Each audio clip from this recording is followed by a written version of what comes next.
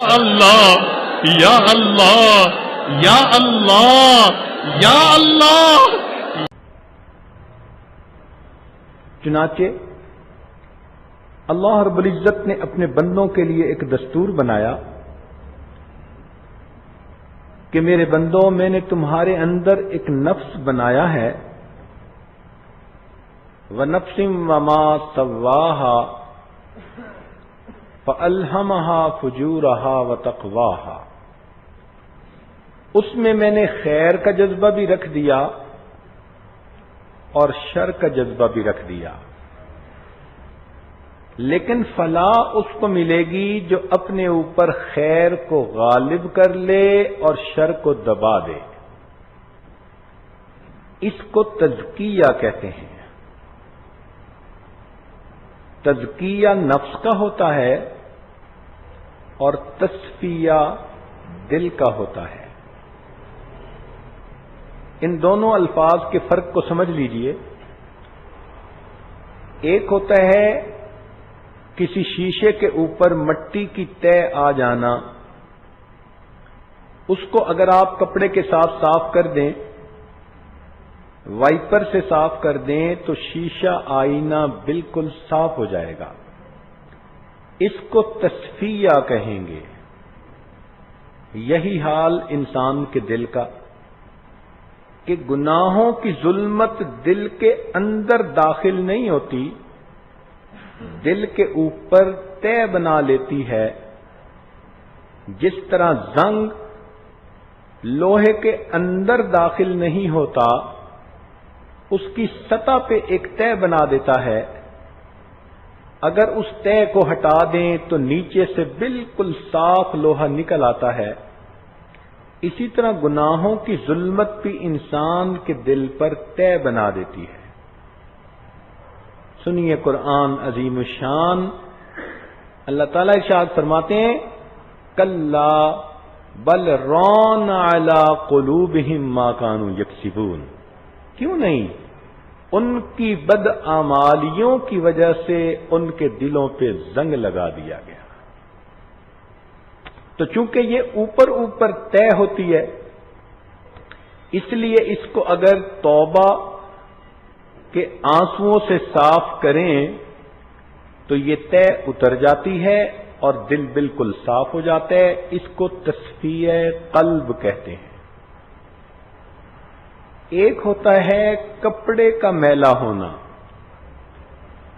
اگر کوئی کپڑا میلا ہو گیا تو اس کو تو استری پھیر کے آپ صاف نہیں کر پاتی، اس کو ستھرا کرنے کا اور طریقہ ہے۔ آپ پانی میں بھگوئیں، صابن لگائیں، واشنگ مشین میں اسے پھرائیں، تب جا کر اس کی میل کپڑے سے الگ ہوگی۔ ایسا کیوں کرنا پڑا؟ اس لیے کہ شیشے کے اوپر میل کی تہ تھی، یہاں کپڑے کے اوپر نہیں تھی بلکہ کپڑے کے اندر داخل ہو گئی تھی۔ یہی حال انسان کے نفس کا، کہ نفس کے اوپر ظلمت نہیں، فَأَلْهَمَهَا فُجُورَهَا وَتَقْوَاهَا، شر اس کے اندر رکھ دیا گیا ہے۔ اب اندر کے شر کو صاف کرنے کے لیے اس نفس کو ستھرا کرنا پڑتا ہے، کپڑے کی طرح دھونا پڑتا ہے۔ اس کو تزکیہ کہتے ہیں۔ بعض سالکین کو دیکھا کہ وہ تزکیہ قلب کہنا شروع کر دیتے ہیں، تو تصفیہ قلب کا لفظ استعمال ہوتا ہے اور تزکیہ نفس کا لفظ استعمال ہوتا ہے۔ یہ نفس کو ستھرا کرنا اتنا اہم ہے کہ یہ مقاصد نبوت میں سے ہے۔ چنانچہ اللہ تعالیٰ نے جہاں نبی علیہ السلام کو دنیا میں بھیجنے کا مقصد بتلایا تو فرما دیا، یتلو علیہم آیاتہ وَيُزَكِّيهِمْ۔ تو بعثت نبی کے مقاصد میں سے ہے، بلکہ اس کی اہمیت کا اندازہ لگائیے کہ حضرت ابراہیم علیہ السلام نے جب دعا مانگی بیت اللہ شریف کو بنا کر، اللہ میں نے گھر تو بنا دیا، آباد کرنے والے کو بھیج دیجیے، میں نے مدرسہ بنا دیا، معلم کو بھیج دیجیے. تو اس وقت انہوں نے یہ دعا مانگی تھی کہ ایسے معلم کو بھیجیے کہ جو آیات کی تلاوت کرے، وَيُعَلِّمُهُمُ الْكِتَابَ وَالْحِكْمَةَ وَيُزَكِّيهِمْ. تو انہوں نے تزکیہ کو چوتھے نمبر پر بیان کیا.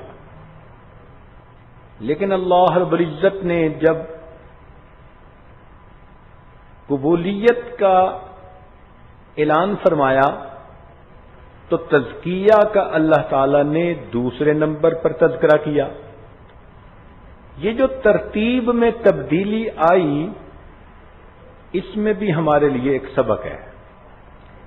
قرآن مجید ایسی کتاب ہے کہ ایک ایک لفظ کا تقدم اور تأخر بھی اپنے اندر کوئی حکمت رکھتا ہے.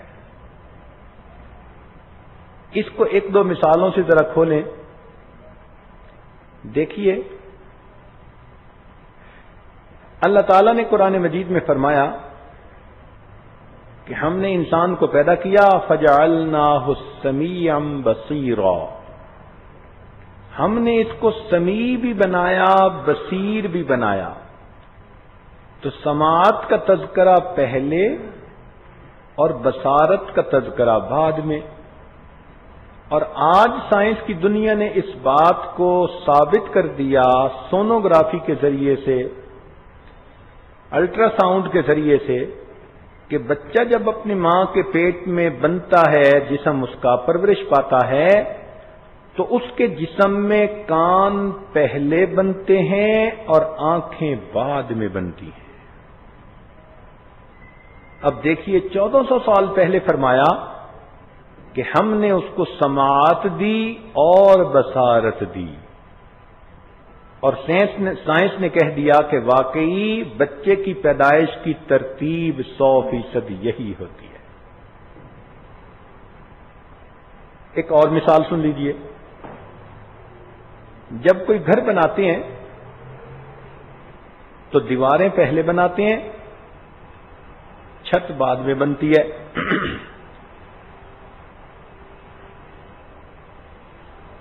اور جب کوئی مکان گرانا ہوتا ہے تو گرانے کی ترتیب اور ہے. پہلے لائٹیں وغیرہ جو لگی ہوتی ہیں ان کو اتار دیا جاتا ہے، پھر چھت گرائی جاتی ہے، پھر دیواریں گرائی جاتی ہیں. بالکل اسی طرح اللہ تعالی نے، بالکل اسی طرح اللہ رب العزت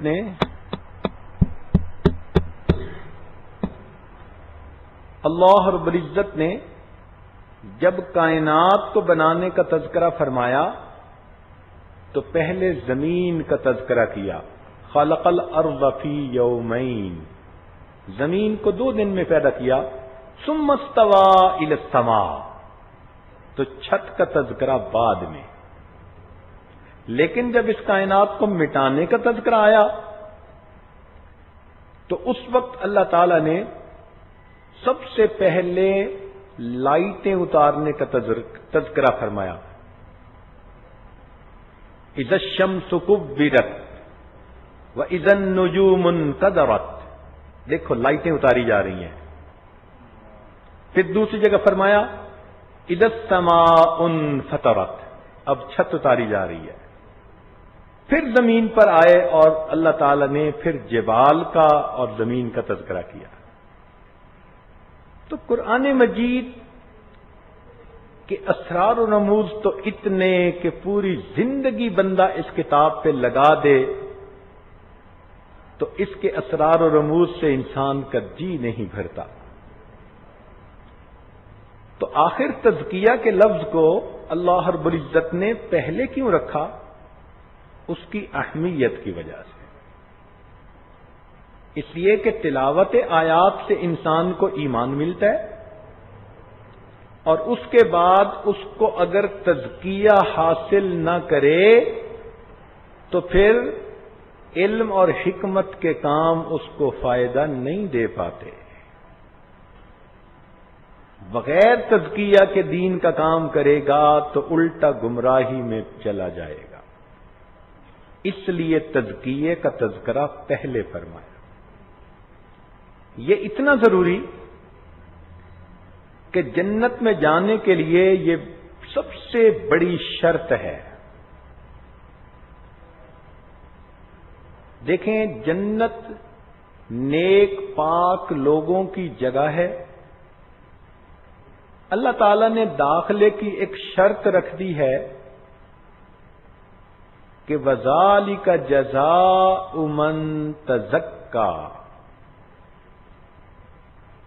یہ جنت بدلہ ہے اس بندے کے لیے جو ستھرا ہوا. تو پاک لوگ جو باطنی بیماریوں سے پاک ہوں گے انہی کو اندر جانے کی اجازت ہوگی. اس کو بھی ذرا مثال سے سمجھ لیجئے.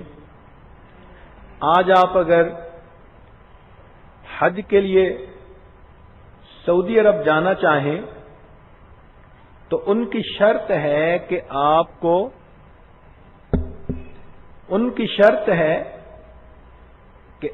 کو دو بیماریوں سے پاک ہونا چاہیے، کالرا اور میننجائٹس. اسی لیے ٹیکے لگواتے ہیں. اگر آپ ٹیکے نہیں لگوائیں گی تو وہ آپ کو ملک میں داخل ہونے سے روک دیں گے. کسی ملک کی شہریت حاصل کرنا چاہیں تو وہ کہتے ہیں جی کہ آپ اپنا میڈیکل پیش کریں. آپ کو ٹی بی بھی نہیں ہونی چاہیے، HIV پازیٹو بھی نہیں ہونا چاہیے،